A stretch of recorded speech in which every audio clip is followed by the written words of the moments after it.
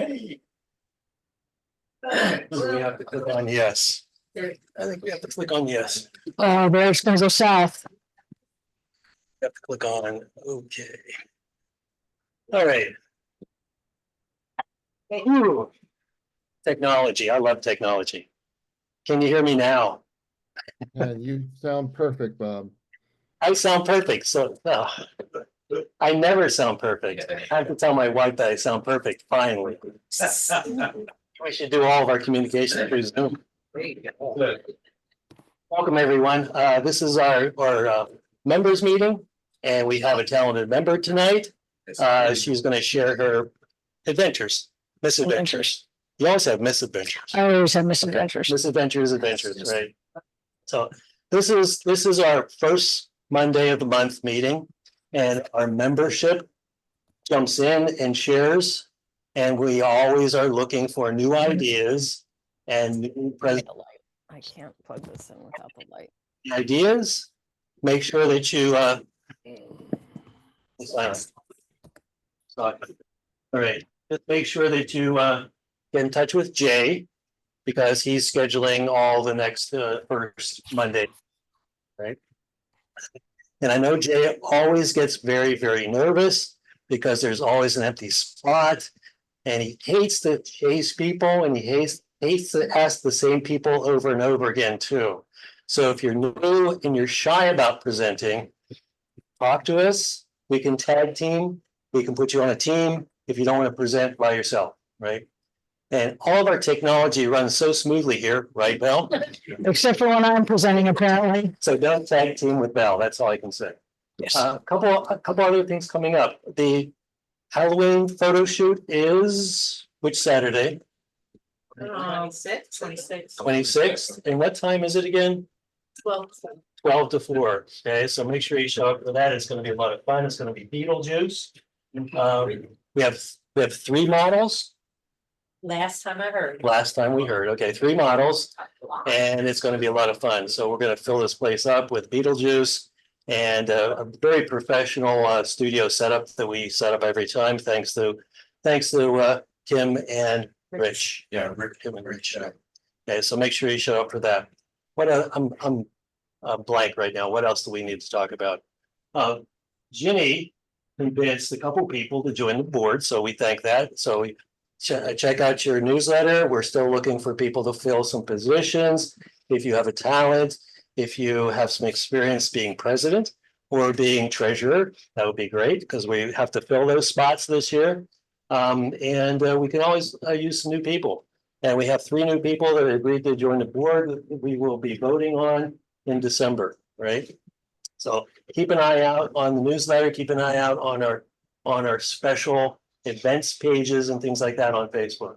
The other thing is the competition that's coming up, and the deadline for that is it's in the newsletter. Sunday at midnight. Sunday. This Sunday? Yeah, this Sunday. This Sunday at midnight. So make sure you get your images in. It's black and white in both the nature category and the pictorial category. And we're asking you also to number two entries for each category, right? They're both black and white, and number them in your preference, because the judge is going to pick the first one, and he's going to do a more deep dive critique on at least one of yours, right? We're not going to have enough time to cover both of them, so just number them in your preference, like N1, Nature 1, N2 for Nature 2. So make sure N1 is your preference that you want him to critique, all right? Right? Anything else? Any other? Oh, Jeff just came in, and we didn't ask him yet, but are you willing to do the journeys? Sure. Okay, the journeys. No pressure. The members' journeys, a slideshow that we do for our members meeting in December. So details for that will be coming.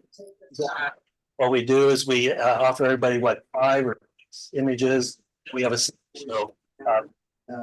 And right off my head, I noticed tremendous amounts of blood, but I felt. He's talking about blood, so if you can mute your speakers, You please. should mute everybody here. Yes. Or Jay should. Yeah. So Jay, if you can mute everybody but us, and then Jay, you're going to introduce Val. If there's no other. announcements. I'm gonna turn it over to Jay and Val. All right, everybody, here's Val Hoffman, our wonderful photographer from Reading, Pennsylvania, and she runs excellent workshops. Highly recommend you check out Val's webpage and check out her workshops. They're great. So Val, take it over.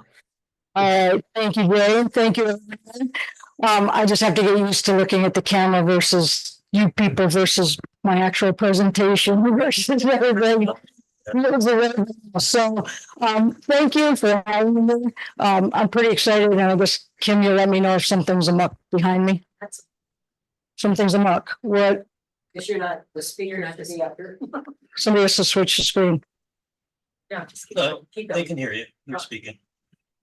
No, but they want. Oh, right, yeah, but we're not seeing me. Around you, but. We see you, Val. But, yeah, but we're seeing you, Jay. We're not seeing the presentation. We have to share the screen. Who's in charge of screen sharing or something? We're seeing the speaker. Let's put it in the gallery. Yeah. Speaker, go ahead and speak. Yeah. For some reason, it's just showing. Yeah, but did anybody show the screen? Not yet. Not yet. Now would be a great time. Okay, you want to share your screen? Yes, please. Okay, start your presentation. It's ready. Right, we're gonna share screen. Share. I'm seeing black right now, and then start your presentation.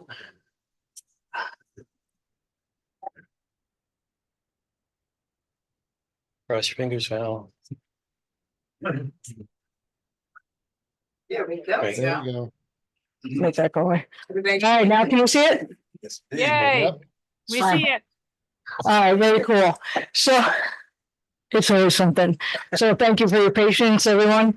So I'm Val. I'm from here in Reading. Someone told me to give a word from the sponsor, so I'm going to start with that in a second. But yeah, That's good. it's probably fine. So don't mind me if I get a little dry. I'm a little allergy-ish today, and I've been taking some stuff, so I might need a sip of water here and there. But I am going to go through 2 years ago, last month, I had the opportunity to go to Norway for 15 days. And most of that was a photography workshop. And so that's what this presentation is about. And I'm going to be sharing that with you. But first, at the recommendation of my dear friend Jimmy, I wanted to just share that, as Jay said, I do lead workshops. Like, this is my primary job, is to teach. I absolutely love teaching. I have 1 or 2 workshops a month. Do presentations, obviously, can be private lessons, classes, whatever. So we do have even a really fun workshop coming up in Hickory Run State Park this Saturday for waterfalls and for fall colors and streams, all kinds of beautiful stuff. So my contact info will be at the end, but you can see my website right at the top there if you're interested in hopping on a newsletter and getting more information. All right, so let's get started. Again, I'm dry. So up until 2 years ago, I really had a lot of places on my photo bucket list, but Norway was not.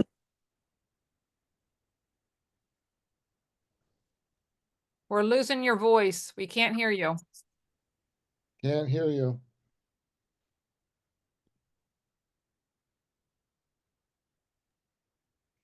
We can't hear you, Val. At all.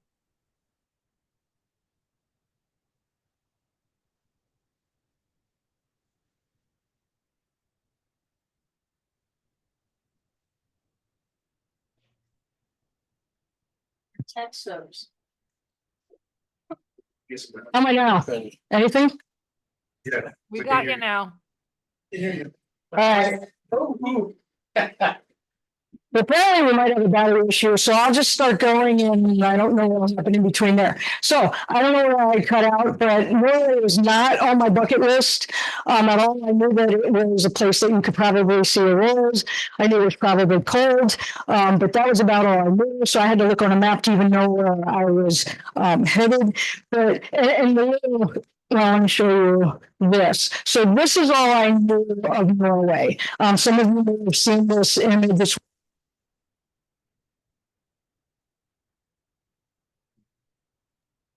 We lost your voice again.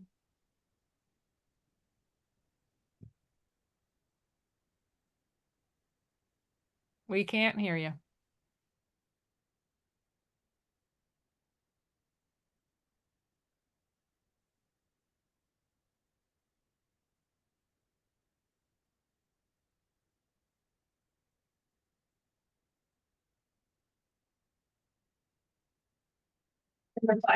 they get a rechargeable something. I can see the green light. There we go. Terrific. Yeah, hello. Okay, am I back? You're back. You're back. I have a slight idea where I cut out. Did we? Yeah.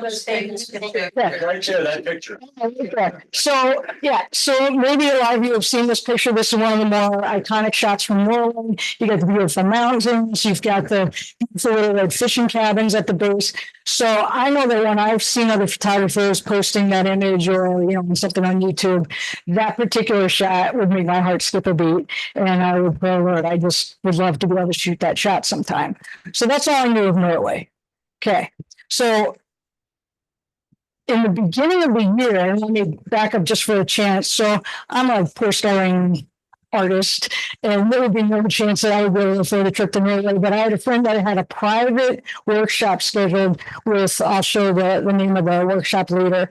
And it was just for she and her college buddies, and they had a lot of plans for a long time. And then getting closer to the event, someone got sick or something happened, and they couldn't go. And so they were risking having to cancel the event. So my friend called me and said, "Is there any chance that you could go? I can make it workable for you." And so that's kind of how I ended up with this at the last minute. So a couple tips just for getting ready, or some of the things I did. If anyone knows me, sorry, I won't touch the mic. If anyone knows me, you probably know that I live out of my car. My living situation, all of my photography gear, not my cameras, but I like to travel by car, and I take up a lot of room if I'm riding with you. So to have to fly to someplace like this and have all the restrictions that come with flights, especially if you're going to have small flights, was just a nightmare. One thing that I would highly recommend is that, and I read this on different blogs, take a picture of all of your gear before you go. Take a picture of your camera bag with everything in it. This is my bag. I took 3 cameras, a variety of lenses, a lot of batteries and everything. And then take pictures of everything individually. So you have the serial numbers, you have a date stamp, and that will help protect you in case of something. Also, copy everything that's in your wallet. Any credit cards, whatever you take, leave a copy at home, take it with you. And for heaven's sake, definitely have travel insurance. So trying to get down to 50 pounds seems like an easy idea, but you can see my suitcase on the right. And part of the problem was I did know one thing about Norway besides the chance of northern lights, and that's What time did you go? September. So 2 years ago, last month, exactly. September 9th through the 24th or 5th. I knew I needed waterproof boots up to my knees, hiking boots. I took 3 pair of boots because, ironically, the day before I went out and I thought there's no way my suitcase I kept weighing in it was over 50 pounds. And so I went out to buy a lighter suitcase. And when I was leaving the store, I actually fell and hurt my foot very badly. So I knew I wanted to bring an extra set of boots. I didn't know what would fit right, whatever. So yeah, this is even with getting all the air out and everything else. So it is definitely a struggle. And I knew when anything bigger, I wouldn't have been able to lift anyway. So, here's me. So I was carrying 100 pounds total. I had 25 on the front, 25 on the back, 50-pound rolling suitcase. And I would suggest being in really good shape on something like this and having a strong back, because it definitely was a challenge. We flew out of Newark. Newark is a straight flight from there over to Oslo, Norway. So Oslo is where we went, and we were spending 3 days just touring on our own before the workshop. So we flew SAS Airlines, which is Scandinavian Air something. I don't know. What was cool is in the plane, my little TV screen had this, thing that could tell you where you show the direct and you could see your progress. So Norway, just some other things. Norway is 6 hours ahead of us. The flight took off a little before 7, and we landed at 8:30 their time the next morning. So everyone else seemed to have slept on the plane. I did not. There's just something about that. So it started off a little rough to begin with. But you can see from here that it was minus 80 in the air. And that's not something I'd want to get out of the plane in, but we were 36 seconds to my destination. So I guess 8 o'clock. So we landed in Oslo, that is the capital of Norway, and here you see the group. So 4 of us were traveling together, and the first thing we had to do was figure out how to get from the airport into the city. And so we're staring at a big board with a lot of names that we absolutely could not pronounce, and I had no idea what any of them meant. Was that a destination? Was that food? We didn't know. So thus the trip began. But we did somehow make it by train from the airport to Oslo Center. This is some big art installation statue that we did a couple selfies by. Now, my 3 friends there are retired with money. Some of you may be retired with money. I'll never retire, and I don't think I'll ever have money again. So they stayed at 5-star hotels, and I stayed at lesser hotels, just looking for something with breakfast. Because the one other thing that I did know is that food was very expensive. So here are my little bags. I came in, dumped my bag and stuff, and headed out. It was a nice room. Yeah, it was a good size, had a little refrigerator. The thing is tea, so hot tea, that was in, and if I went. So my friends who are more cultured than I am got a museum pass. Oslo is there are hundreds of museums there. Like, it is amazing. And so I really wasn't into that. So I decided just to walk around and check out a lot of the sites. So the first thing that I knew I wanted to see was the Oslo Opera House, which you see in the back. And that was built to look like an iceberg. And this is in the Oslo Fjord. So I spent a lot of time wandering around town, photographing that. One of the other cool things is that there are these saunas that you can rent. They're floating saunas, and you just, sit there, jump off into the fjord and do the thing. I did not. Yeah, I can't imagine. So the temperatures, because of where it is on whatever parallel it is, the temperatures were pretty close the same day and night, only by 10 degrees. So in the lows were 30s. I don't know if it even got below 40, and the highs were basically 50s. And September is the rainy season, starting the rainy season. So Norway, Iceland, they're the popular places in the summer, and then you have the land of the midnight sun, so it's almost always light. So here it was getting dark closer to 7. It was more reasonable of what you would expect. And September, if I have to say, is when you can begin to see the northern lights. So I thought September was an absolutely spectacular time to go. But I did not jump off the thing into the fjord. So in case you're wondering, but I did try to take 1,000 images. I won't show you that many of the Opera House. This next shot is, so there are ships, all kinds of tour ships. The waterfront is huge. Lots of cruise ships and things would come in. So this was a floating art installation that resembled an iceberg, which I thought was pretty cool. Along with the other tour ship going out that almost looks like a pirate ship. I love cityscapes at night, especially at blue hour. So I made myself make sure that I was at the Opera House for blue hour to photograph that. I love reflections. If you follow me, you know that. Trying to be creative while I was walking around. I noticed as I was walking down to the waterfront, there was this interesting projection on the ground, and I couldn't make out what it was. I took a picture on my phone and took it into the guy at the desk at the hotel. He had no idea what it was. So I honestly didn't know what it looked like, so I photographed it in the foreground of my iceberg. So here's another view from the Opera House looking over just one of the buildings. The city's really beautiful. There's all your little floating saunas right there. Here's a couple of cell phone images. So just of downtown Oslo. It's interesting that there's no people in these images because when we arrived, there are people everywhere and there are tons with suitcases. It's a very transient city, people from all over, all different nationalities. So it's very fascinating. They aren't overly friendly in Oslo. They aren't mean, but it was just interesting.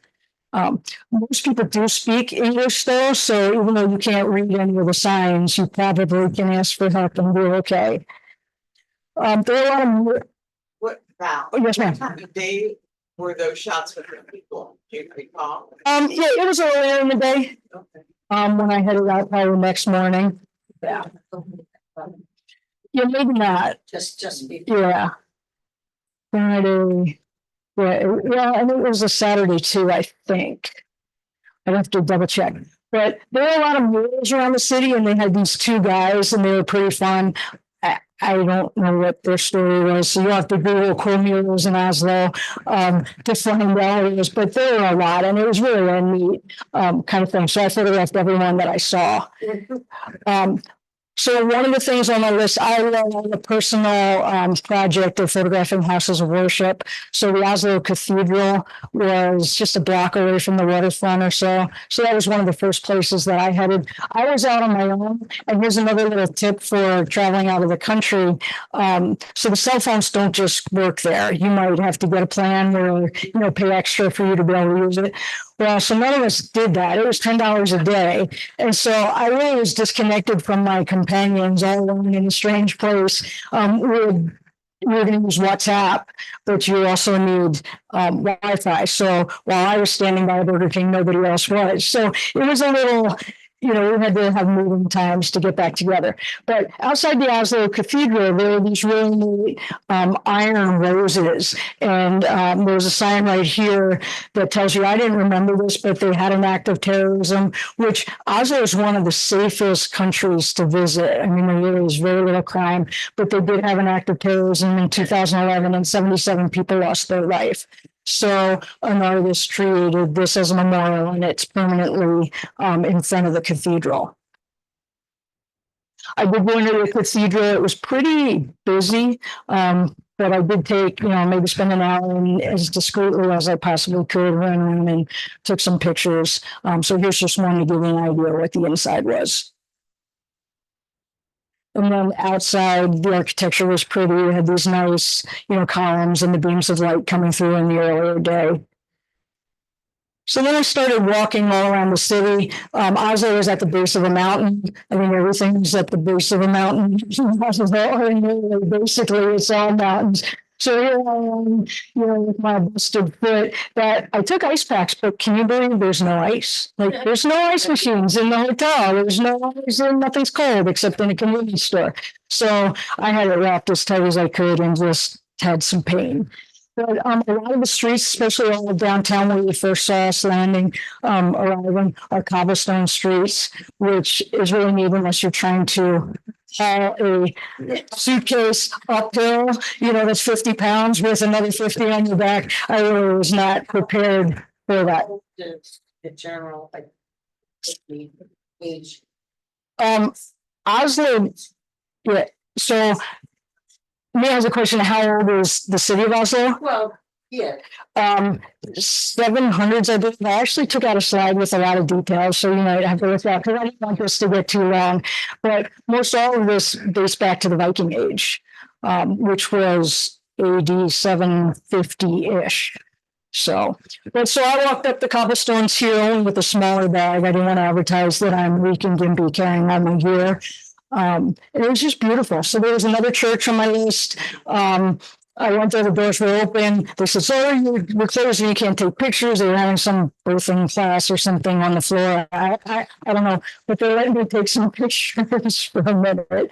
I told them nobody was in the picture. So, and then here's another kind of neat art installation from down closer to the waterfront. It was pretty cool. Another famous thing in Oslo is the Akershus Fort, I think. And that's right there on the waterfront. And so I wandered along there. In this picture, you can see it from kind of across the waterfront, get a little better vision and where, some of the ships come in. And then that night when I met back up with my group, we went out on a shrimp boat, and here's kind of a cell phone view from the boat coming back at Blue Hour. So the waterfront is pretty cool. Again, there's a lot of statues and things around. Pay attention to the statue in the back because you'll see more strange naked people coming up because there's a famous artist from Oslo that has a museum. And a lot of sculptures are around town. I thought this scuba guy was pretty interesting, standing there just staring out at the waterfront. So that was our shrimp boat right there that he's staring at. So I wandered around in the day again, this whole waterfront, which had a ton of neat different installations. There's this little lighthouse at the entrance of the fjord. If you look right here, you can see on the stilts, there's a person. These were all like life-size statues, which were pretty cool. So just you can kind of look and like kind of scares you at first, but yep, there's another art installation. So the flowers, everything was beautiful. Like I gotta tell you, like, nothing like it. No trash, no diapers, no graffiti. Like it's just beautiful and clean and beautiful flowers. There in the background, you can see one of the giant cruise ships that was in port there. I don't even have any idea how something like that can float, but it was cool. This was a gift from Mexico.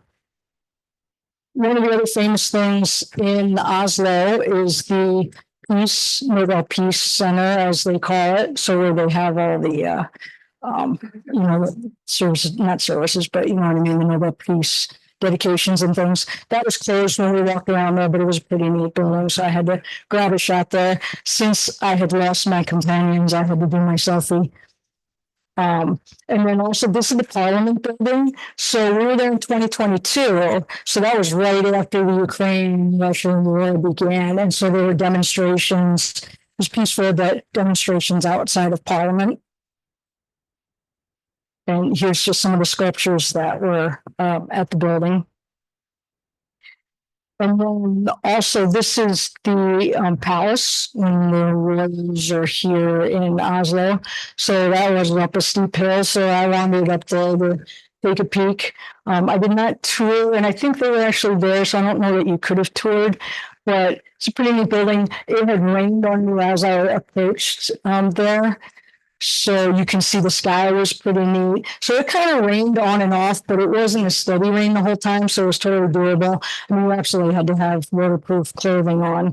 But here you can see kind of the changing of the guard walking through, which was kind of cool to see. There's some beautiful gardens there. So, I kind of grabbed a picture of that. Another famous building and very historic is the National Theater, which had, a lot of neat statues and everything outside. There was some events starting to go on and it was pretty crowded, so I did not go in there. And then my last thing from Oslo is back to the sculpture with the naked people. So Vigeland Sculpture Park is one of the most famous things that you can visit in Oslo. And it is a sculpture park that has this Gustav Vigeland's 200 some, I believe, sculptures there. So he lived until 1943, and this is in another park, and it's free to visit. So it's pretty neat and pretty crowded. But here's the gate at the entrance where the bus left you off, which was just beautiful. Just all the gates themselves were different. Those carvings in the iron were beautiful. Here's kind of a little overview. You can see there's a walkway that actually goes over water, and there's all those statues going along the bridge. And then one of his most famous ones is in the back, that kind of tower. It's called the Wheel of Life. You'll see that a little closer.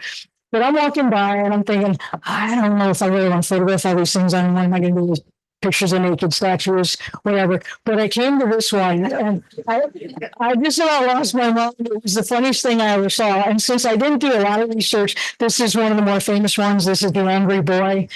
I don't know what he's angry about, but he's pretty stinking angry. So he was hilarious. And he's actually on the cover of their little visitors thing. What? Any 2-year-old. Yeah. So I don't know. So here's a few more of the sculptures getting closer to this Wheel of Life. It's not really real, but it's supposed to depict, yeah, it's all carvings, and from my understanding, it was carved as one, so not pieces put in there. So that's pretty amazing. And it's supposed to depict our lives from birth to death. Yeah, yeah. No, and you can look these up. Like I absolutely would suggest looking up Vigeland Park and the history of some of the sculptures and how long it might have taken. And like I said, there's a whole museum with a lot more of the sculptures. So it's pretty fascinating. But I don't know, as far as the Wheel of Life, it looks more like something that would have been in a P. Diddy commercial or something. Did I say that? You might have to get rid of it. So, but it was beautiful. The lights started getting better. The weather was really beautiful. There were beautiful gardens. You can see the crowds that were there. Walking across the bridge, you can see a little bit of the statues. And here, you know, some of the water. And people were pretty friendly. It was just very, you know, very touristy. So last shot. So this is like looking from the other direction from that Wheel of Life. And then in the end, we wanted to do a group shot, which was hilarious because I only had a little one of the twisty tripods and it kept falling over. So I have to keep running back and running back. Well, we finally got it set, going around, counting down. As soon as the picture snapped, somebody walked right in front of it. So yeah. But it's funny stories to tell. In fact, if you want an even funnier story, if anyone uses AI remove, so there were people on the steps, and I tried to remove the person to the right, and it gave me an Asian child instead. So she was more colorful than the people that were there. So you know, and there was a guy that my friend said that just put a different person in there for me too. So my final thoughts, it is a huge cultural center. So if you love museums, things like that, when it is awesome, you would want to spend a lot of days. So we were 3 days in Oslo before the workshop. It's absolutely easy to get around. There are trains, there are buses everywhere, not very expensive, cabs, Ubers, the whole thing. And I told you about the no cell coverage already. All right, so from there, we gathered up our things and we flew to Evanes Airport, which is where we were moving Jonathan of Wilderness Escapes Images to begin our Lofoten Islands workshop. So that was the purpose of the trip, is to go to the Lofotens. Again, SAS Airlines. Here's a view from above as we're starting to come in. And literally, I believe it's one of the most beautiful places on the planet. It's just gorgeous, and I hope you'll agree with that from the pictures. But here's an idea. So the Lofoten Islands is this peninsula, and those are a lot of the spots that we visited. So it is a series of islands, archipelago. Matt Gier did say it was one of the most beautiful destinations in the world. It is just above the Arctic Circle. And it's just, there's mountains everywhere. So it's known for its dramatic scenery. So the population when I was there was 24,500 on the entire Lofoten Islands and 474 square miles of beauty. So here's our transport. So we had a van that would seat 10 people. This is all our gear in the back. Here's Jonathan there with the map explaining to us at our arrival, kind of where we're going to go. So there were the 4 of us, and then on the right there is Nikki. She ended up being my roommate. She's from London. I love the accent. She was a hoot. And then the other gentleman there on the left is from the Carolinas, I think south. So that was the entirety of our group. All right, so you could stop. You can't be in a hurry because you could stop every 3 feet and take a picture there. So when we left the airport, we just hit the ground and just, Jonathan had a huge amount of things on our list, but you just start seeing mountains and clouds and beauty and water.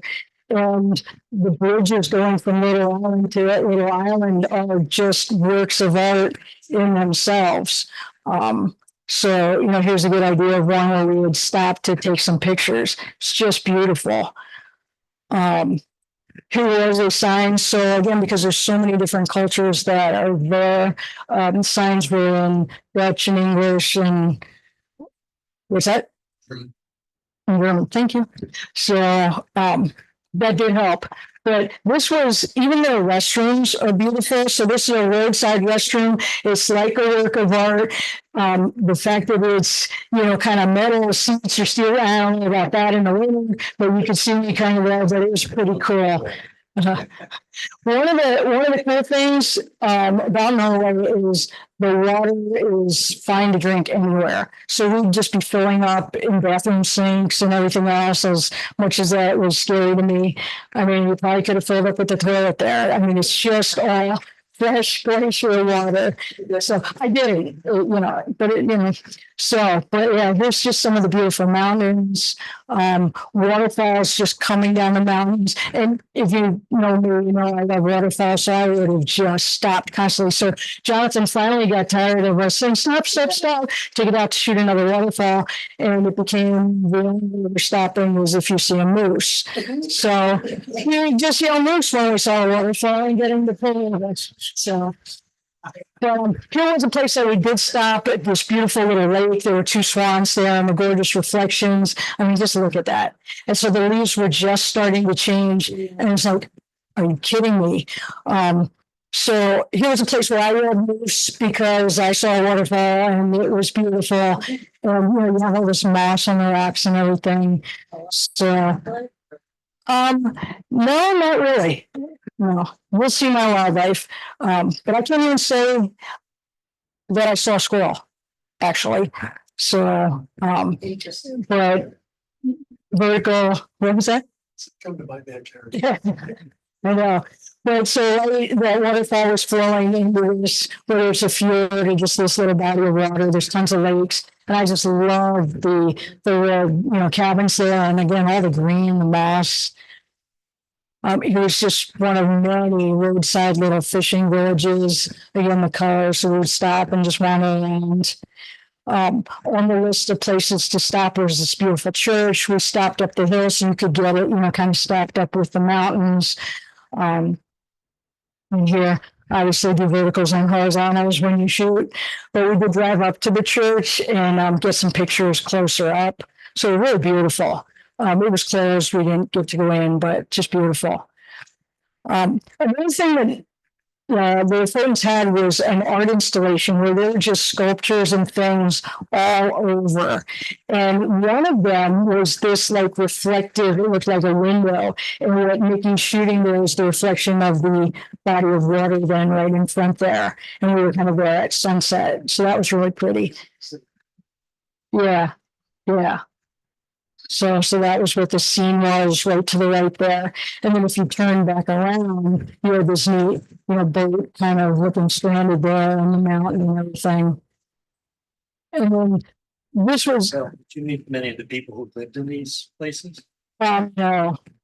Every now and then we would encounter somebody, but we mostly at like the fishing villages and that. And, they were kind of out there and it was mostly tourists walking around. This was one of the spots actually on the last day, but it's one of those roadside things. So I have no idea where we stopped. Like I couldn't tell you the names of things. Thankfully, we started taking cell phone shots almost at each place that we stopped. So a lot of my things when I tell you areas were based on what the cell phone came up with. But this was on our way back to the airport, but it was just stunningly beautiful. So he gave us like 5 minutes to 20. And so I just shot as many different compositions as I could come up with. I mean, I could have stayed there forever. Yeah, no, it was, in that course of that week, it was big time change. But we're further north as well. Yeah. So that will make a difference. Or just fishing. I don't know. Nobody came out to tell me. They're called boathouses. Yeah. See, there's no windows or anything, so I think that's probably where you keep your boats or trolls. Like, we'll talk about trolls in a minute. So they live in the troll house, but I love that boat, the old wooden boat there. So grabbed a couple, I got an ankle deep in water for this one. But here is your wildlife. So whatever day this was, so even in Oslo, I hadn't slept much because you're off by 6 hours. And I think all my companions, when they got to their hotel, like they just stuffed their stuff and went to bed.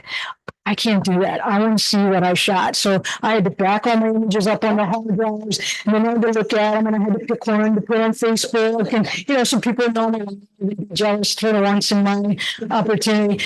And so literally I might have had 3-4 hours of sleep a night. And so at this point, we're driving along, and it was a long drive, 3-4 hours, and someone yelled moose, which he was in the middle of the road. I had fallen asleep.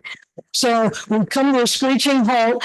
I see the moose on the road. I'm the one closest to the door. So I fling it open. I jump out, and I fell in a ditch because I didn't know when I was asleep. So by the time I got to the back and everybody got out of the cameras, the moose had bolted up this beautiful mountainside. So I was like, it was my only moose sighting in my life. But the very last picture that I took before we flew back downland was this moose standing by the road and just posing for us. So that kind of made it. He was big and he was beautiful. And he stood for like 5 minutes. We didn't go too close, and he didn't, yeah.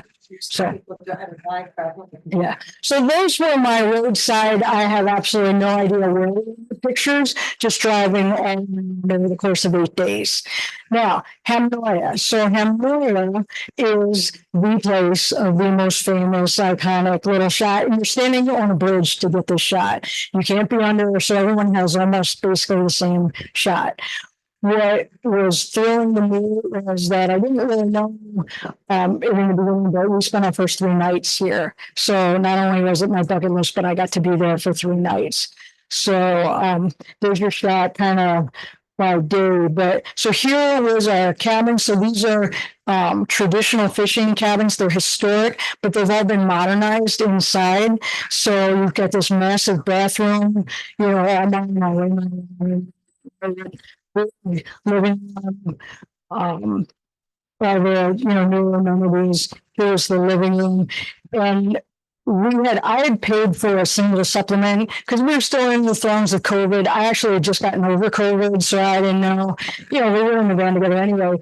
But I can't sleep if somebody's snoring, and so it was worth it to me to pay, whatever for the supplement so that I could not sleep on my own. But so you can see my room was in the back there, bunk bed. So it could have slept a lot more than the 2 of us, but Nikki had a room in the front and myself in the back. And out that back door, so we arrived in the dark, so we really couldn't see anything at that point, was the water. So we got there about 10, and I finally got changed. I got all my stuff in the room and got into bed, set my alarm. So a little after 11, and we had to be up on the bridge at 5. So I had to leave the cabin by 4:30 to get a sunrise shot when I heard all this commotion at the front door. What is that? And I hear Nikki yell, "Oh, get up now. The Northern Lights are kicking off." Like literally in bed for 10 minutes. So, all right, out I go, and then you got to run up the hill and the bay, and they were kind of kicking off, but they were off the bay. They weren't overly active, and it was a little bright. There were some street lights there. This weird looking shot is using live composite on Olympus. So like the clouds were moving. It was always kind of windy there. So this was kind of Star Trails, moving clouds, northern lights. By around 12:30, maybe died down. I couldn't even see them anymore. So I bailed, like I got nothing. And a couple of us went back and a couple stayed out. And of course, the people that stayed out got northern lights over the mountain and everything else. I did not. This is my next picture, which is, in the morning on the bridge. So it was cold. I had several layers on. We all had hats on. It was a little breezy there, but just hiking pants. I did have like Under Armour kind of under there. But that's kind of your view, and your camera has to be either up really high or shoved in between the fence, to kind of get a decent shot. And of course, it's just the railings are always that height where it just is at my eyes. So yeah. I don't know, you just freeze. So here was a shot a little bit after, as the sun came up, and it was just beautiful. If you look at the body of the water to the right, you'll see a shot coming up from kind of on that side. Here as the light came up a little more, it was just beautiful. And here's actually a cell phone panorama from the bridge. I mean, yeah. So just absolutely stunning. And again, this was just done. I tried to move around a little and do some long exposures and everything. After that, we went and had breakfast, and then we began driving on. So here's a panorama from that other side looking back.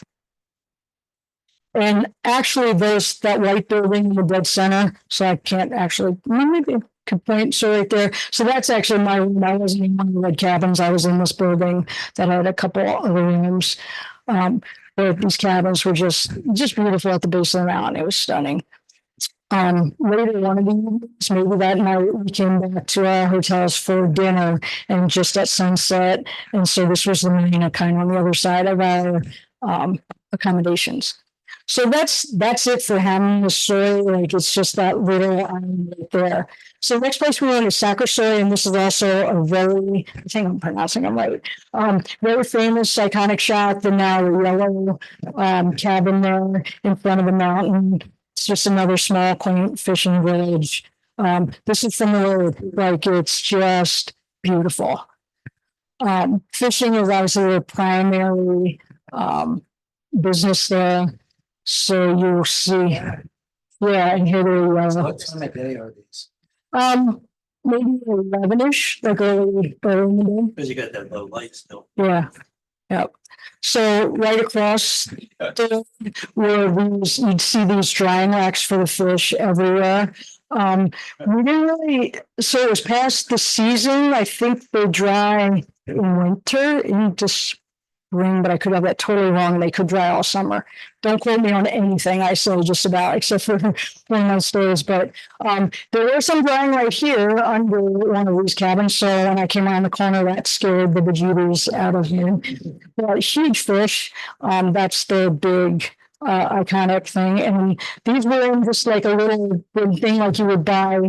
When somebody made me go get my picture with them. So there it is. Did your hand and I did not, but I did you some funny pictures. I tried to, give you the more mature me. All right. I think you pronounce this I, not A, but this was an island on the furthest west that we went. And again, it's just another little shipping village. Neat little inlet there with the boats at the base of the mountain. Little sketchy to try and get down there. But it was just this little village, and very colorful. We had shops, little luncheonette. I think there was some kind of museum there. So, just enjoyed the colors, really. We shot in the water. That was kind of near there, but it was not a good sunset or good light, I didn't think. But the next place that we went was Rhine. This is another very famous place in the Philippines. Everybody is there. It's an authentic fishing village. It's very big. Bigger in size from what you would view, I should say. So you see all the little fishing cabins along the water there. You see the fall colors. Population 297. So it's not all that big as far as people are concerned. But the amazing peaks. I mean, I would just shoot mountains forever. Now, keep an eye on this mountain. We can't see that. Oh, they can't see it at all? We can't see it either. Oh, okay. Look at the face of that mountain. Sorry about that. And see if you see anything there. We're going to come to that in a minute. But here's I believe it was a 9-image panorama that I did and stitched together. There's pretty beautiful light and weather. This was another day at sunrise along the water somewhere else in Rhine. So I didn't understand what Jonathan was telling us to do with this bridge. I'm like, it's just a little lighthouse. It's not that cool to me. I took a picture just say I did it. Well, the iconic shot is crossing the bridge and turning around looking back because the bridge makes a leading line right to a giant mountain peak. That's what happens when you don't pay attention. Yeah. You don't sleep. So the hill was sunrise that morning. It was pretty nice, even though there was heavy cloud. We got some pretty spectacular light. So that was pretty neat. Different view. There's a mountain in the back again. Different view of the area. Some close-ups of boats, and I have reflection, so I can just shout around the boats like all day. Let's go. All right, so let's talk about this little. Does anybody see a face? Yeah. At home in the chat, does anybody see something going on since I can't point at it to you in the rock face? So it was supposed to be a troll. Okay.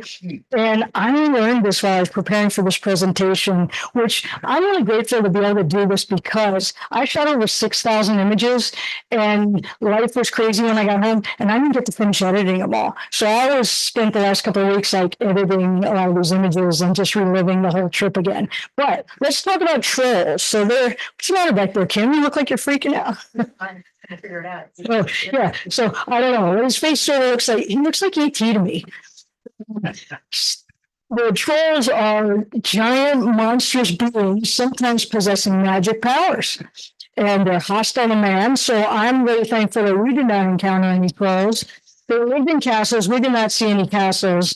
And they haunt them in the haunt districts after dark. But we knew that if they were exposed to sunlight, they'll burst or turn to stone. So apparently this troll got exposed to light and he turned to stone in the mountain. And the whole mountain is a troll. I don't know, but one of the things I read was it was absolutely forbidden by, I think it was the Catholic Church, to have anything to do with trolls because of their mystic powers. And it actually was against the law that you could get the most severe punishment back in 1276 if you had anything to do with trolls.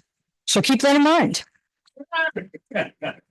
All right, Moskiness, another beautiful fishing, Viking ships all around, for fishing cabins, lots of the moss on the roof. So the moss actually helps climatize them, so it keeps it cool in the summer and warmer in the winter. There's my friend Nikki doing a little cell phone shot. When we left there driving along, we were racing to the beach for sunset, but the light was so beautiful right there at these fishing things that we just stopped there for some quick pictures. Not only there, but right across from me was this amazing light hitting this mountain and this amazing reflection. So we stopped for a couple minutes to get some shots there. And this would be like a killer puzzle. Like you almost can't see, like Infinity, you almost can't see where the line is. So that was a lot of fun.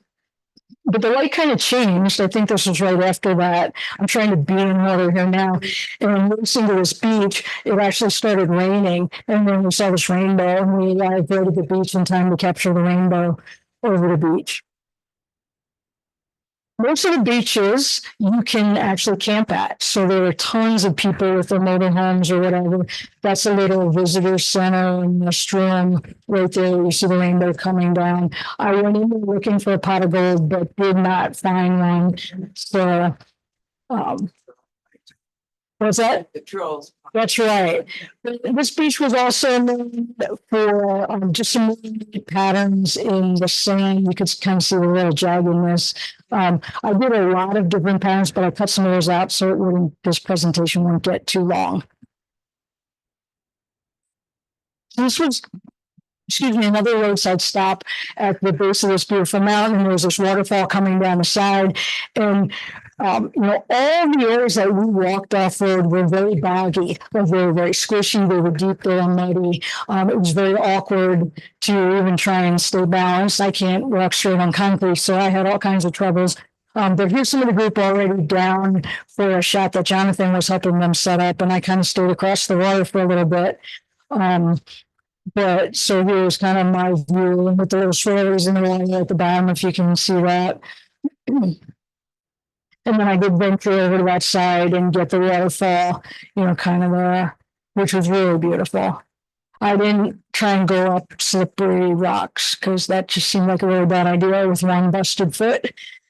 So this was another stop where we were by, and Jonathan took off into the weeds, and where'd he go? We wanted to check if there was a waterfall visible there. Sure enough, there was. So off we went. Started to rain on us, but it was just, look at the colors. I mean, it's just beautiful.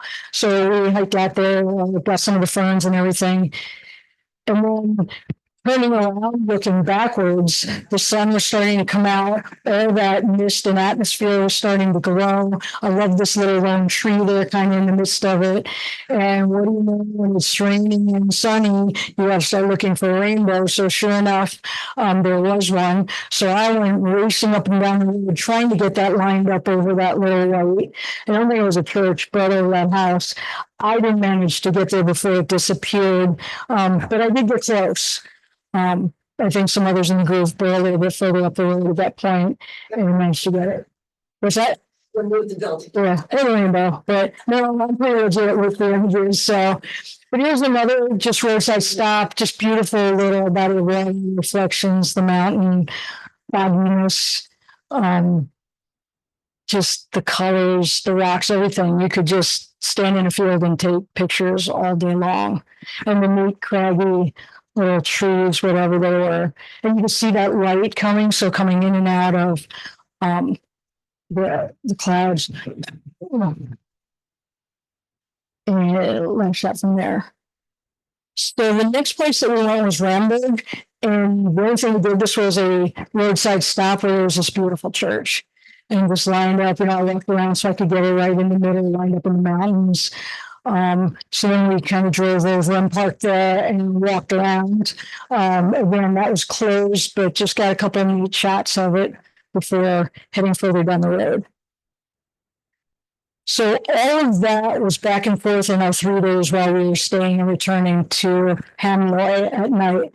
So now we headed to Mooseford Fjord with all our stuff packed up and new accommodations. So this is definitely a must to visit. One of the oldest fishing villages in the Lofoten Islands and maybe all of Norway. So this traces back to 425 BC, whoever was asking me some dates.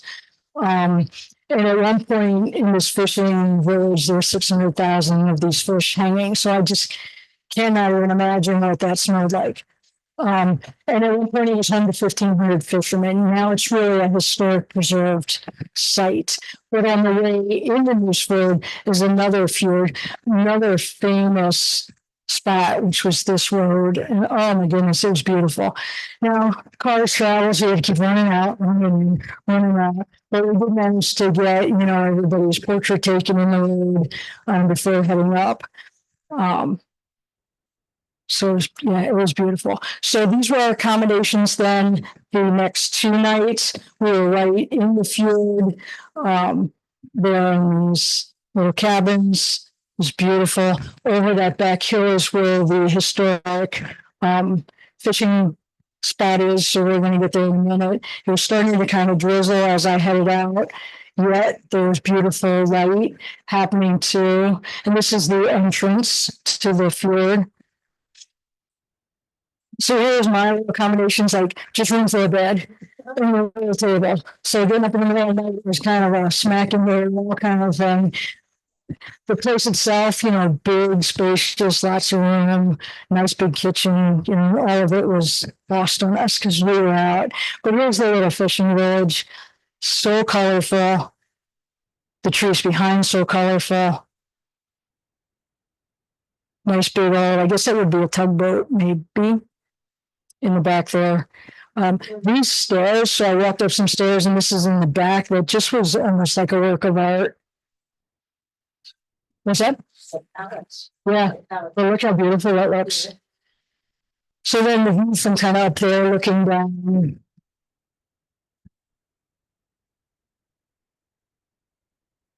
Again, just beautiful. There's a light drizzle going on. Which really you just get used to being wet. Again, the bright yellow. And you got to watch where you're walking because something might again scare you to death as you come around the corner. He was spinning a little, so I would definitely, you got to go to Mooseford Fjord.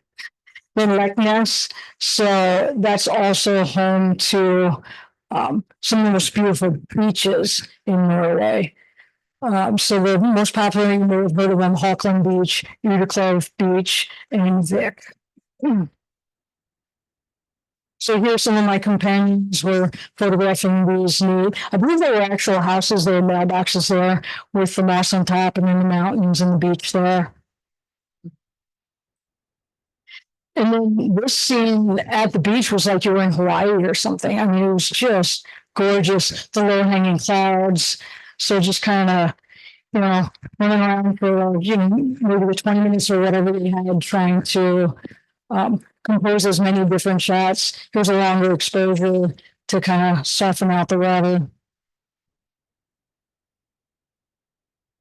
Is this considered the off season or? Yeah, starting September is off season, like so summer. They're tourist places, but there's no people. Yeah, I mean, I know you're waiting.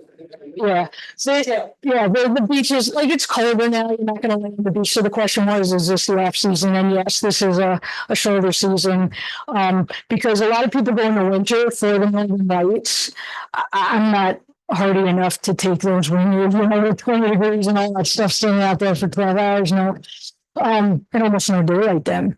But yeah, so September is a really nice time to get a good mix of color, good temperatures, etc. Then it was beautiful. So this is just a roadside stop to grab a picture to see how the light came out. So we spent a little time here at Utica Beach. This is one of the more famous beaches there. It's considered maybe in the guidebook to be one of the most romantic beaches in Europe. And it's famous for this rock formation. If you look, it's supposed to look like a dragon's eye. And when we were there, maybe because it had stormed, there was a lot of kind of mucky water in there, so it wasn't very clear. So, I wrestled with that, trying to clean it. The water was ice cold. So I was going numb and I never got my dragon's eye cleaned out, but you can kind of see the little circle.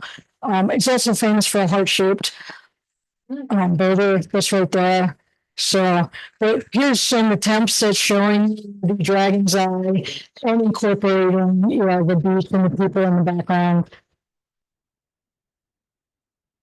It's kind of interesting. But especially if you're at home and taking notes, like Google that, and you'll see some pretty cool pictures. So we did spend sunset on the beach this one night, just taking thousands of pictures of the waves crashing, playing with all different shutter speeds to change the mood. This was kind of at a storm clearing. So thankful for that person with the red jacket on down there to be that little extra way to draw the eye. So here was when the sun was setting. The sun was setting to my left, but just the light. Look at the light there. So beautiful. So just a couple different shots with that. Wake them up. So, and then we went back another day, kind of in the rain, and so there was no color, but I did some kind of almost black and whites, just really long exposures with all the water coming in and out of the rocks. So the village of Umstead is also kind of famous. The main attraction is Bosted. Now, so I don't watch any TV, but I follow a lot of photographers on YouTube. And one of them was doing the whole thing in the Lofoten Islands. He was doing a workshop. And we happened to mention that they had the world famous cinnamon buns there. So I told Jonathan that we had to go have world famous cinnamon buns. And so this was a route that he had never taken before. And this was one of the more stunning scenes we had seen the entire time. So we're kind of up in the mountains. There are these low hanging clouds. It was just absolutely beautiful. And we got to see those thanks to hitting for cinnamon buns. But just look at that. And the light kept changing. There was 10 different shots. Some people wandered down the road a little bit, but I kind of stayed up. Here's a little closer shot. Like, how would you like to? That was somebody's house down there. They actually drove through while we were there. Yes. What kind of lens are you using? Well, I don't have any technical thing, but mostly it was for these. It would have been so I shoot Olympus, so it's micro four thirds. The question was what lens. So this would have been the 12 to 100 was basically the go-to lens. So when you saw me, anything that was a wider angle was the 8 to 25. Those were the two primary lenses that I was using, except for night skies things. What's that? You didn't use. No, not in these at all. To save weight, I took a smaller 75 to 300, but I don't think I used it for the moose. And that was really just about the only time that I used it because, Thank you. Yeah.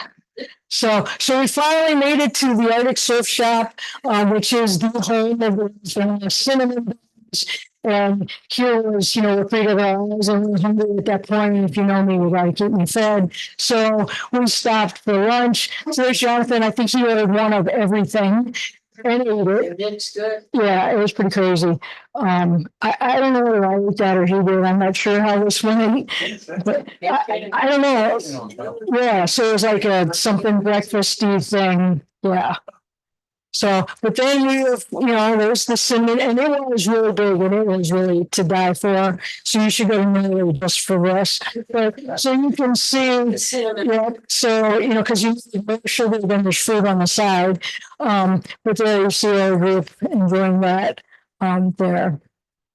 It's just a really neat spot. But Bostad is famous for Winstead Beach, which is famous for surfing, if I'm getting all that right. So here's the beach where you could stay and camp, and there's sheep going in at the base of the mountain. Here's some surfers out there in 40 degrees, high winds, like it was raining as well.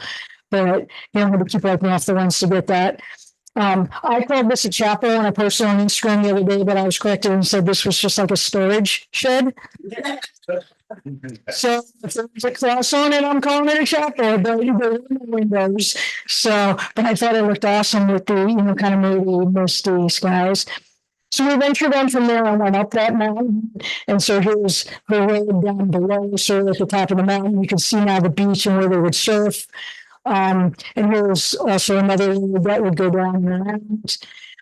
Here's Marty standing at the edge of a cliff. Everyone took turns standing. I'm like, no, it's not happening. I'm afraid of heights and I don't want to fall to my death. But it really wasn't as bad as it looked. So they stuck me there eventually.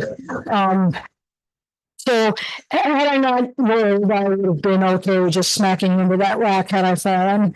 But it was beautiful. And then just directly behind us where we parked were all these drying rocks again. And look at the turquoise water. Like it was just stunning. Absolutely.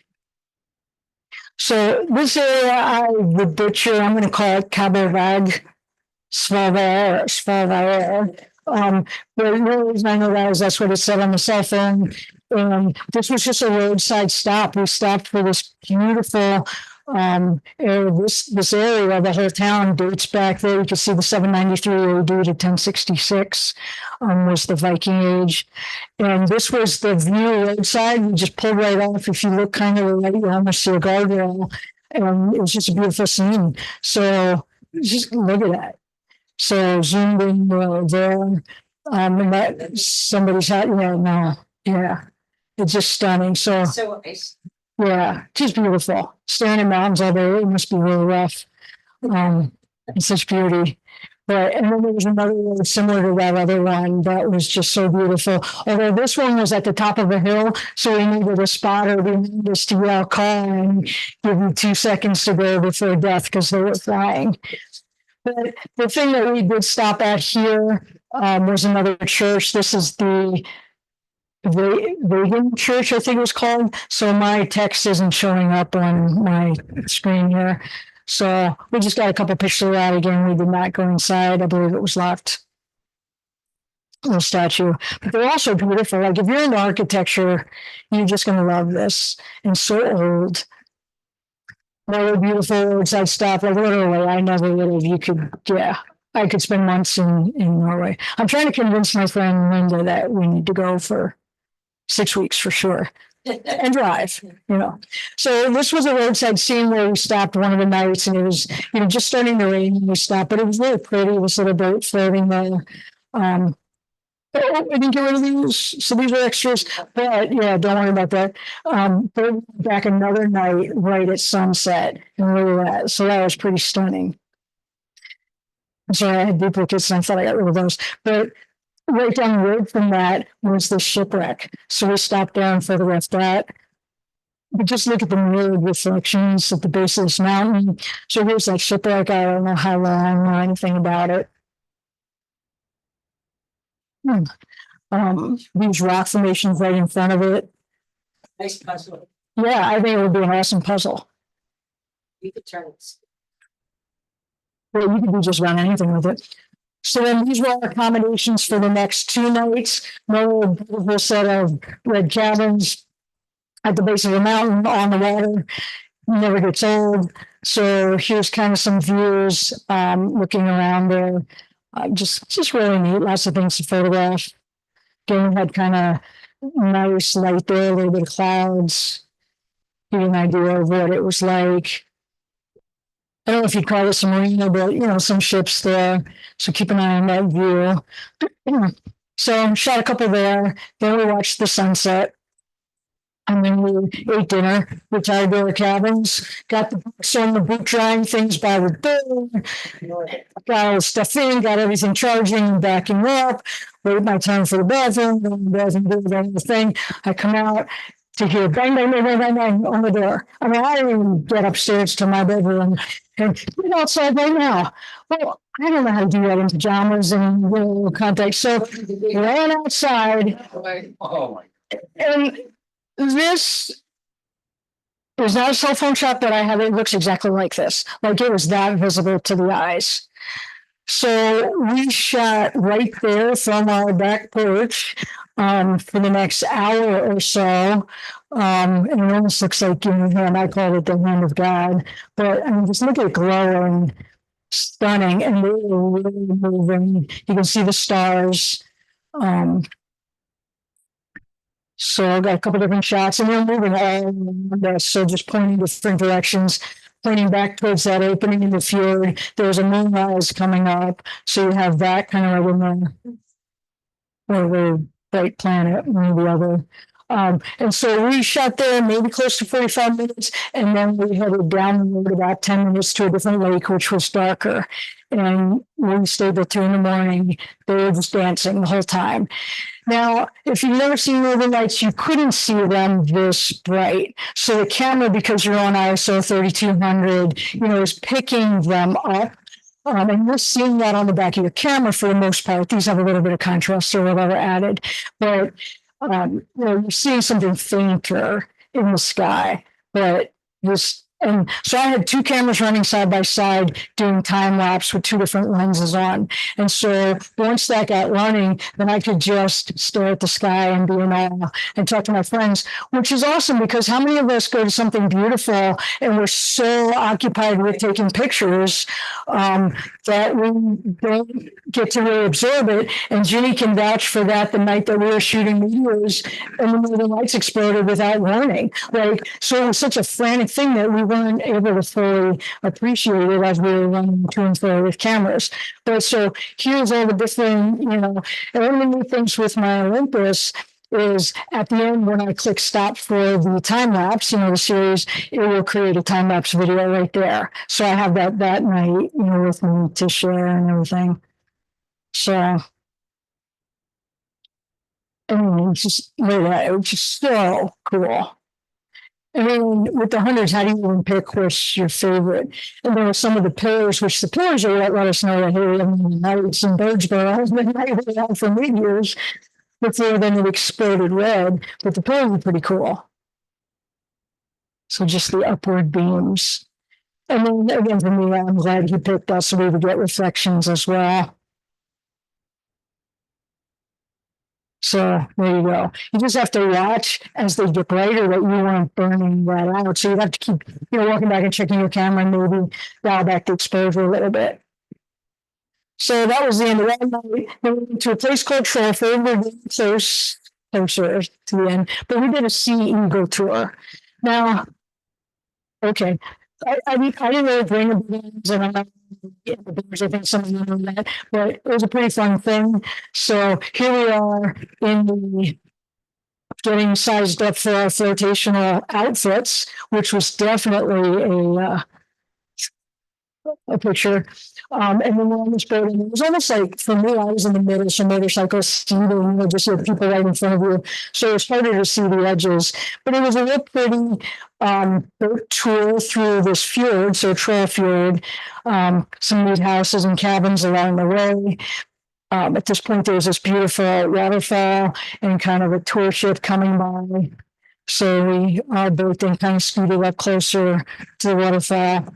And you can see that little boat. You see the little boat at the base, so that gives you an idea of scale, how big that is, because otherwise you really can't tell. So then we're out for the sea eagles, which are about the size of our eagles. And this is where they are throwing fish to them to get them to come in. So here are some shots, a few attempts at it. So I never got a great shot with fish. Did try a little, but most of my great shots with fish were the bird flying away. So, but it was pretty neat. Like it was a neat experience. Seagulls were battling with the eagles to get the fish. And they, One coming at me with no fish, you know. So the thing that I had a good shot of was, you know, a floating seagull with this fish. But so then I went to another famous place, Henning's Valerie, and that's kind of an art and cultural hub. It's a little island, but it's traditional. This was an actual Viking ship mast, which was really cool, kind of encased in glass.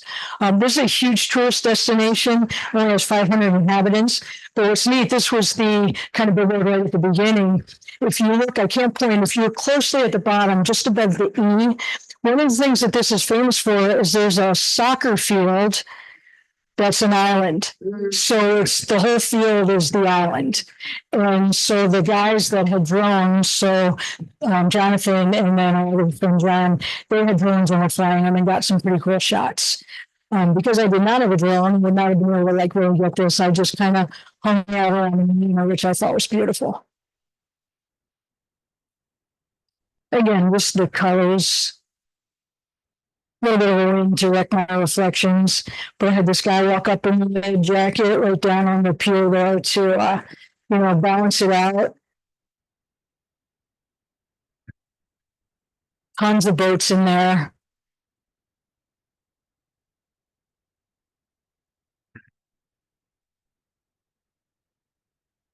So just a different variety there. And then kind of an inlet where boats came in and out, kind of those shacks there.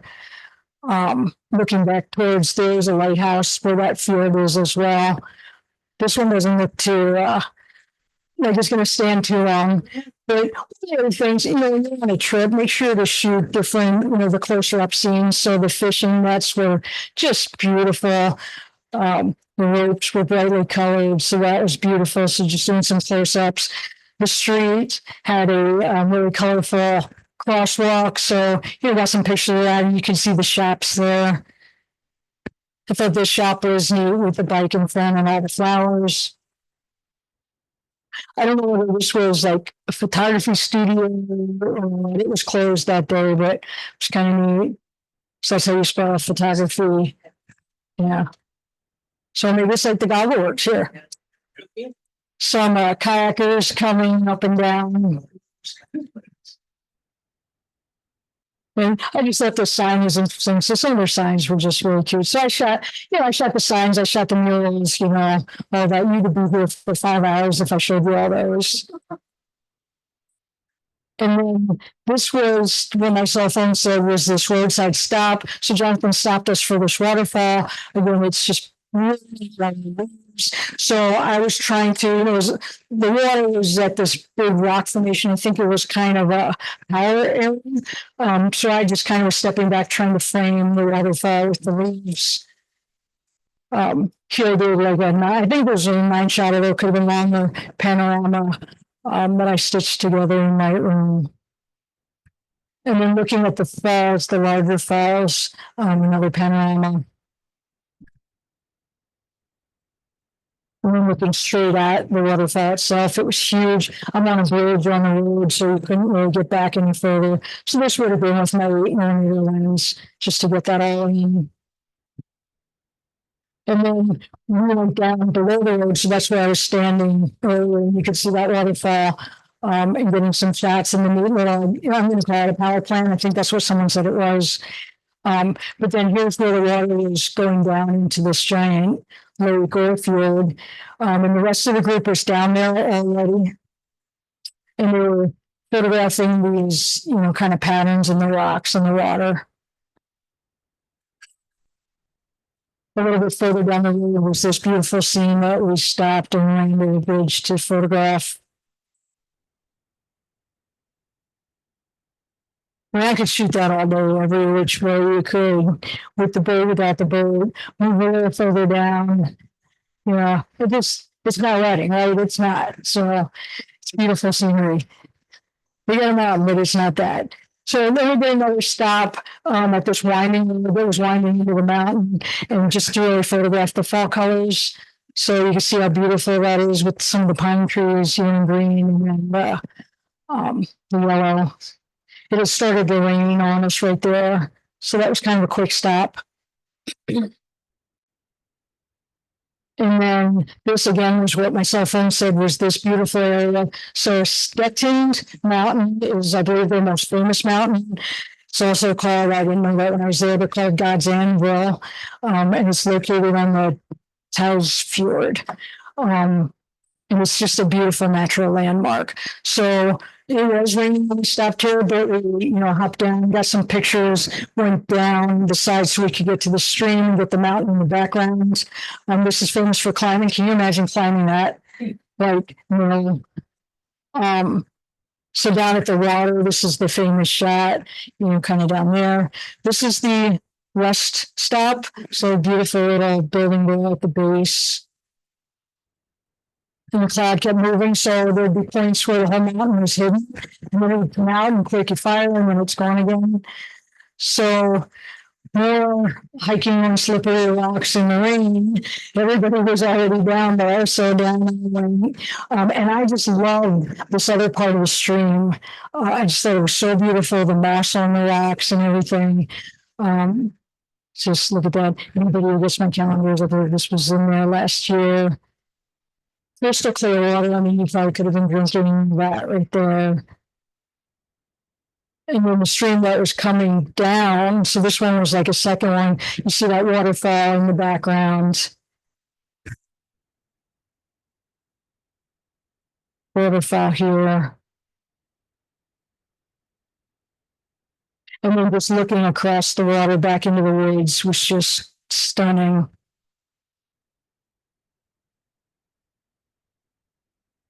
You people switching, you ought to turn their cameras off. I said, if it's switching, you ought to turn cameras off. No, okay, but just look at that. Well, that would be a pretty cool puzzle too. But then just a little bit further down, we stopped where you could see this big waterfall. The mountain is now very shrouded, but we stopped there. And I was satisfied getting some shots from up on the road, but now we were heading to climb it. So here's from the road, this waterfall. And as it kind of peeps back out. And then here's Marty, was he rock hopping right over the like, you go better, I wasn't rock hopping. But I did go up the trail with the rest of the group to get where the waterfall was just coming right through. And in order to get this kind of view, I did have to be straddling rocks with the tripod over and like, somebody get a picture so you know what I looked like before I, fell to my death. Long exposure, so 30 seconds of, trying to not fall. But that's pretty beautiful. And that I barely, like at 8mm, so that would be 16 if you have full frame, was barely getting enough, wide enough. And this is the fjord in the rest area where you stopped, so that's the view. Then a final night for the workshop. This was the room I was by myself. Again, really nice rooms that we were at. So here's a couple of final thoughts about the workshop. I hire if you or someone that would like to go to Norway, Iceland. He doesn't have anything booked for Norway again right now, but maybe I could even get a private group going. But Jonathan Esper, Urban Escapes Photography is business. He doesn't even know I'm doing this presentation, but I couldn't say enough. As a workshop leader, I thought he was absolutely fantastic. He was hands-on. The only thing he shot was a couple cell phone images, except for during Northern Lights, because he was walking around. He was so hands-on. He was great. So I couldn't recommend him enough. So there was a happy group at the base of one of the mountains. And then from there in the morning, we were taken back to the airport.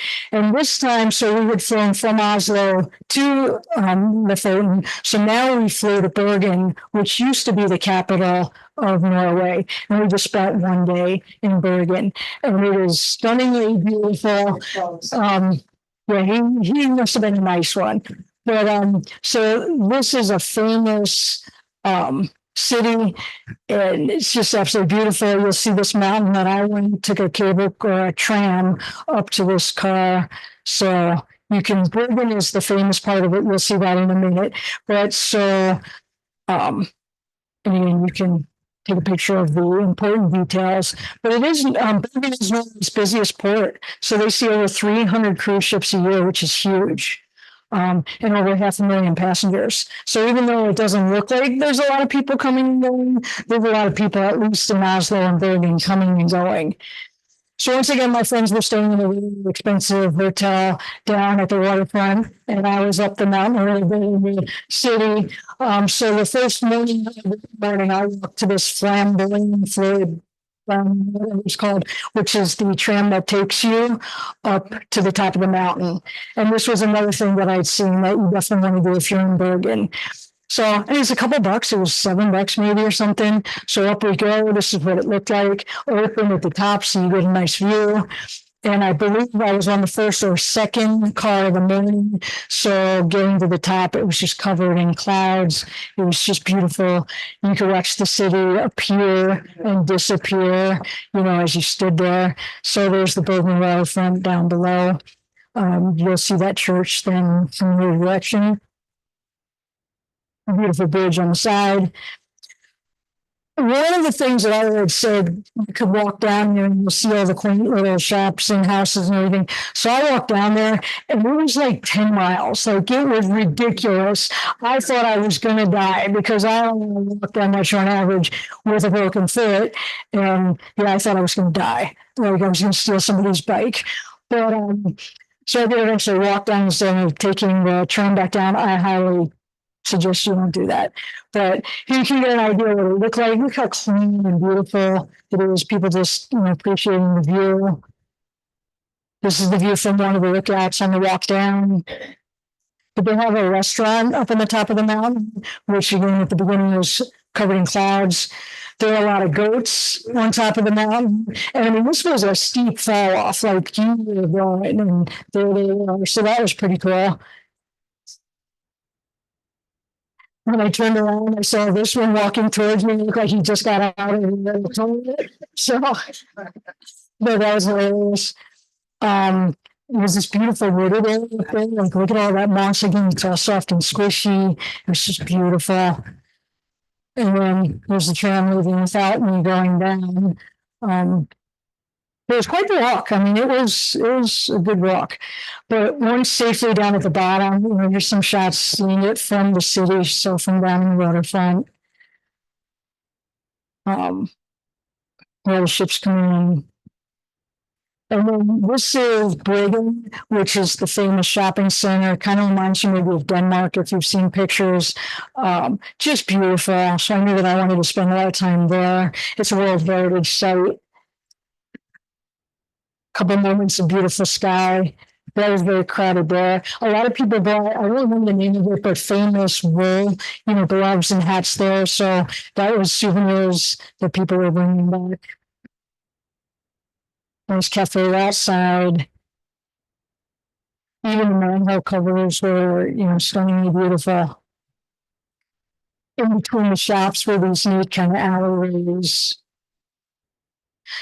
So I don't know what my sons were doing, but I was wandering around, taking some more pictures. So here's just an idea of what Bergen looks like. I wish I remembered what Gimli stands for, but I don't. Okay. Yeah, right. And then one of the things I was told you had to do was to get reindeer hot dogs. Now it seemed completely, offensive to me, Sylvia, but you gotta do it when you're there. So I stood in line for my $7 hot dog. It was the cheapest food I had. It was absolutely wonderful. I had that lingonberry on it, like you get on the meatballs at IKEA, and some freaking fried onions or whatever. And it was pretty awesome. So reindeer sausage, whatever it was saying. And so everything was like just with the decimal point, it was kind of the cost of things. So that's the best $7.50 I spent. But, you know, there's just a mural on the building. There's that church we saw from up above. In the fish market, you could, just, these plates were already made up, just grab your plate and go. I don't know whether you just ate it wrong or, so those were the shrimp that we ate that night on the first night on the shrimp boat. I guess, are they crawfish? Would that be crawfish? Just different kind of shrimp that we don't have. Yeah, We don't have the eggs. it was pretty scary to me. I don't know. I wouldn't have gotten it again. But so here's just some of the old buildings again too, right there on the waterfront. Don't worry, I'm wrapping up on what time it is. Here's the hotel that my friends stayed at. So first class downtown. It was the Hotel Bergen Boys. It was absolutely stunning architecture. So I went in to visit. And this is just your little breakfast nook. Just beautiful. This was looking out then towards the waterfront. You laughing at me? No, I mean, it's. They kick you out. No. Because I was with the people that had money. So beautiful staircase. And then, so this evening we wanted to photograph Bergen at night, and we had beautiful light at sunset. And as it got darker, longer exposures to try and smooth out the water. And that was kind of the end there. So this is my last day now. This is the next morning. Area was covered in mist and fog. And the way we were getting back to the airport was a Norway in a nutshell tour. And you absolutely have to do that. So the Norway in a nutshell, oops, I got a couple panoramas over there before we go in a nutshell. But you leave. Here's a little tip if you don't shoot panoramas. You want to make sure that you have wide enough so it doesn't feel like you're being squished there. So I did so many images that it was really kind of tight. And then at night, even, I was going for just the reflections, but these are like 20 shots of just doing the whole harbor. So that was the final shot in Bergen before getting up and doing this tour. And this is how we were all packed up and heading back to the Oslo airport. So, Oslo. So these next two, so what it is you go by train, you go by ferry, and by coach to see a little bit of everything and all the beauty. This is not my shot. This is taken from their, an advertisement, a tourist thing on the website, and a happy person leaning out of the train. Our first place out of there was by a ferry. And we had someone coughing into the air for the entire 3 hours or whatever on this ferry. And we literally were getting sicker and sicker. And this was a time when people were still wearing masks. She was not wearing a mask. We had enough of her and asked her to wear a mask. And we couldn't really move. And so by the time, I was just, I'm not taking another picture. Here's the way I was starting to feel. So here's some pictures where we got off the ferry and we're boarding the train. And that was beautiful. And then here was our only official stop for this waterfall. Now, if you're there in the summer, so in the height season, you see where that rock outcropping is kind of in the middle on the right. So if you're there in season, you start hearing music and some, I forget what they would call her, but a lady comes out in this red gown and she's like a muse kind of thing. And she's dancing and I don't know if she's supposed to have mystic powers, but we had no mystic power. A couple of weeks later. So, and we literally only had like 5 minutes to stop. So this was with my cell phone.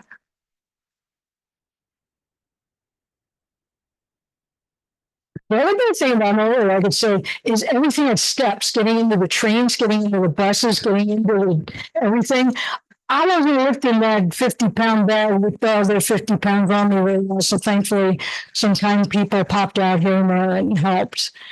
But these are a couple shots where I think the train was sitting still.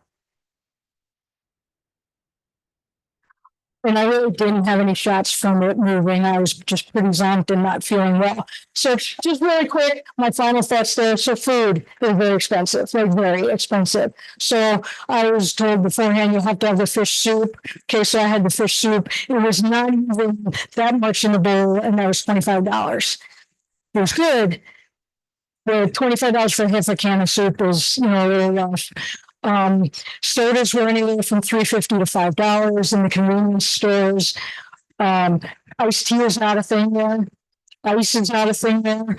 One restaurant we were there, I ordered a Coke for dinner, and the waiter said, "Would you like ice with that?" And I said, "You're all excited, like, you have ice?" And he looked at me, and he was like, "You are American, aren't you?" Like, I can't even, like, just the slightest thing. It was so funny. But yeah, no ice, so we never got the ice man for it. But, oh, waffles, not with the W, but a V, that's famous, and the brown cheese is famous. So, you'll see one of those in a minute. But the spreads for breakfast are stunning. Now that's, I think, is in a lot of Europe, but man, you would have some food. So you make sure you get a hotel that has a free breakfast, and there's everything. There's cereals, there's meats, there's cheese, there's caviar. There's all these breads that were amazing. Waffles, pancakes, bacon, crazy. And here's my waffle. So this I got at a gas station. That was probably around like $3 or $4. So there's my brown cheese in there. And it was good. I could have lived on waffles. But here's, I don't know. This was my meal one of the nights. I don't know what it was. It was okay though. And another night where I just was like, I can't spend any money on the food. I got a little seafood pastry. It literally was this big, and that's not soup, that's dipping stuff. And that was $25. So I should have just gone the whole 30 and eaten away like everyone else. And it was a thing there. Whatever you believe about that. So this was someone else's plate that I didn't have. So the convenience stores had tons of food. So avocados are $1.80. Some different things. We stopped at those to have some snacks. You could get some kind of Korea must be like a cookie company or something. There was a big building with that on right in town. I did not have one of these Oreo smackfuls, but looks pretty crazy. I did have this pizza though, because, it looked pretty good. And another night I had a pizza. So that was pretty cool. And this was some Italian dish that I did have as well. So yeah, it was several $100s, for food. And then another hot dog because it could. Wrapped in bacon. So you saw that already. So that's it. Using my final thoughts. This is it. If anybody's falling asleep. So like I was saying, water is expensive to buy, but the faucets, they're all 100% safe to drink. It tastes great. There's nothing. So that's money that you can save. Most people spoke English, even though the signs were not in English, were important, like things and things, there was some English. But the majority of the people were incredibly friendly. It was just a great place to visit. In Oslo, I understand they don't like tourists, probably because it's such a big hub and everything, and it gets overcrowded and whatever. But people are fine. Surprisingly, most workers in Norway were foreign. So I was trying to interact with the workers, and I would say, "How do you say thank you in Norwegian?" And every time the answer was, "I don't know. I'm from Russia or Ukraine or Poland." So they would come there to work. So that was, kind of very interesting to me because I kept trying to interact and like, we don't know where So gracias, So, but again, the architecture was absolutely amazing. You saw the restrooms. So for me, it truly was, the trip of a lifetime. And I dream of going again for sure.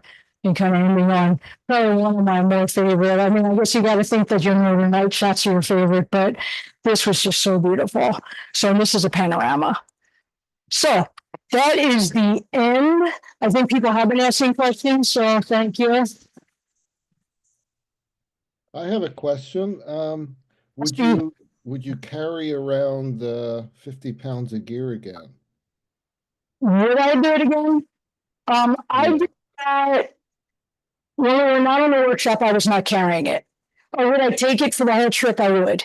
Because I used every piece of that gear, like the 3 cameras. So you have to have a spare because, you know, if your camera dies, what are you going to do?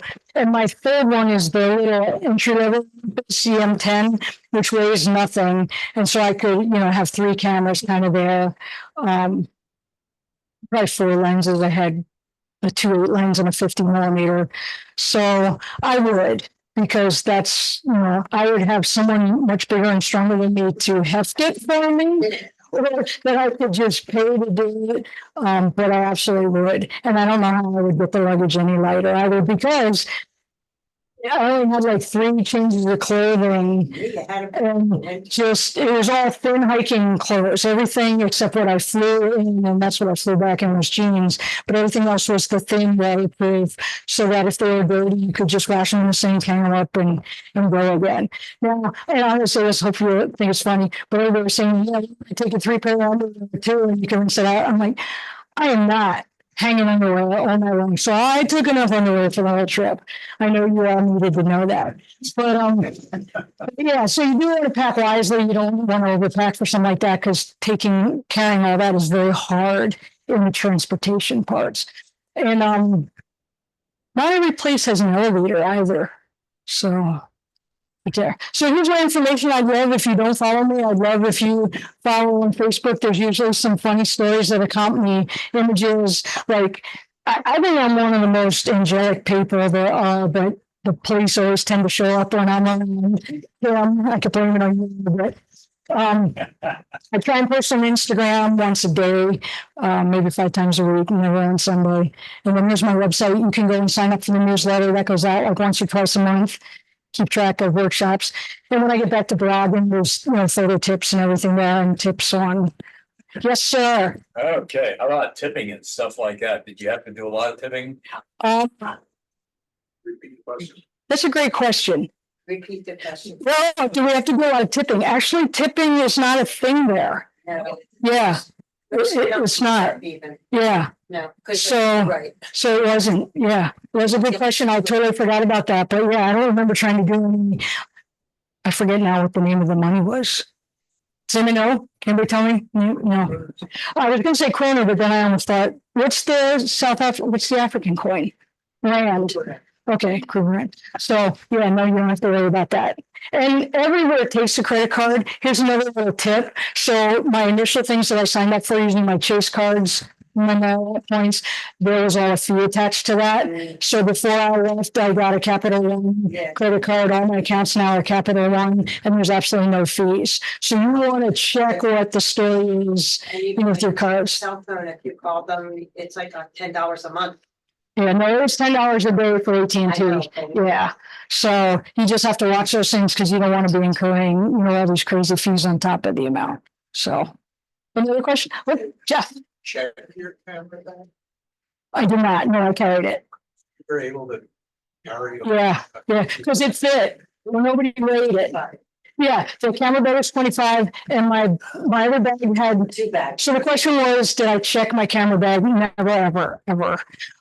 But in the future, because I am over now and that bag will go into a rolling bag, which hopefully maybe will fit under a thing, or somebody else is going to have to put it up in the compartment. But yeah, I measured very carefully that, and it was fitting and everything. So yeah, I carried it, and then 50-pound bag wasn't your. my 50-pound bag was my suitcase. Because there were boots and things in there. And I took a lot of bars and things, knowing that food was expensive. So I didn't want to stop and, you know, just. So the camera bag was 23 pounds. And then that backpack had my laptop, a hard drive, batteries for 3 cameras, every other power cord, all the chargers. So, and that adds up fast and weight. So, yeah. Yeah, last time I flew international, I think it was less than 20 pounds for everything you took over. Yeah. Average of Well, no. about 10 years. Yeah, so wherever you went, I can't go because I probably 20 pounds worth of food. You're not going. Protein powder, if you saw that in there, so I would have something to eat at night when I didn't have dinner and was starving or something. So, yeah. That's very common, to very severely limit Yeah, Wait, they weigh them. I should broker those. Measuring. Stick it in. I thought so, so. Shape. Yeah. On where you go or what? We went to Germany, they had to stick it in the front of the. Yeah, and my suitcase got weighed every time. And like when I left the house, it was 49, and so they let me go. I had no issue. So. But I would have just taken out, stuffed it in a bag and had to carry them on. They didn't weigh the carry-ons, even though they tell you that they will. They did not. Depends on the airline. Yeah, Yeah, I was, what's that? I have been weighed. So, and you had the, Oh, yeah. yeah, so what we're saying here, the questions of the weight is definitely a serious concern when you're traveling like that with, with whatever, like camera gear or whatever. So, Taking snack. Yeah. And we had, because of dietary issues, we had a doctor's approval to be able to carry. yeah, it can be a lot. I mean, I can't imagine if you're traveling with kids, and Today, yeah, and all the baby stuff or whatever you need in the stroller, So I'm always canceling headphones. Absolutely, you gotta have them. You gotta check out when the kid's kicking you and everything that's behind you. So I don't go there. So any other questions? Hopefully that was the best trip. I've been out of the country a couple of times. I've been to South Africa. I've been to Germany, but that was by far. I left my heart there. I would go there again. Brings me to tears. I actually Thank you, went Val. third. Yes, Jeff. no, No, what? Hi.